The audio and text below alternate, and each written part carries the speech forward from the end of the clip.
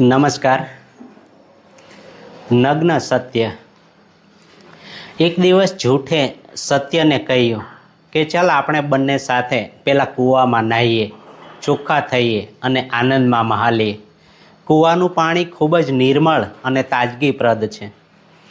સ્વાભાવિક રીતે જ સત્યને જૂઠની આ વાત પર શંકા ગઈ, એટલે સત્યએ પાણીનું પરીક્ષણ કર્યું અને પહેલીવાર જૂઠની વાત સત્ય લાગી.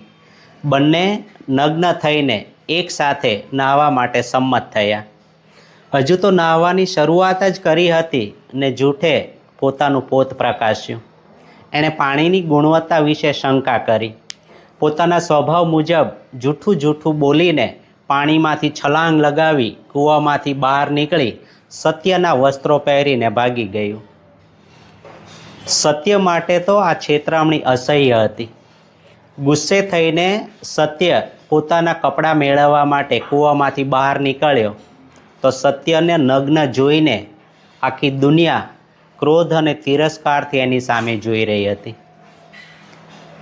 પોતાની નગ્નતા અને દુનિયાનો તિરસ્કાર અને ક્રોધ જોઈને નબળું સત્ય કૂવામાં પાછું ફર્યું અને પોતાની શરમ છુપાવીને એ કાયમ માટે અદૃશ્ય થઈ ગયું.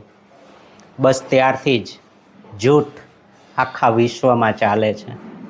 જૂઠ એ સત્યના પોશાક પહેરીને બધે ફરે છે અને સમાજ અને આખી દુનિયા ખુશ છે, કારણ કે સમાજને અને દુનિયાને નગ્ન સત્ય જોવાની, જાણવાની કે સમજવાની કોઈ ઈચ્છા નથી.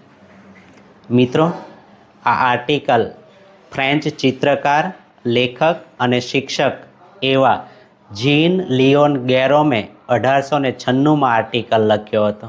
આપને ગમ્યો હોય તો મિત્રોને શેર કરજો, લાઈક કરજો, કોમેન્ટ કરજો. અસ્તુ, ધન્યવાદ. વંદે માતરમ.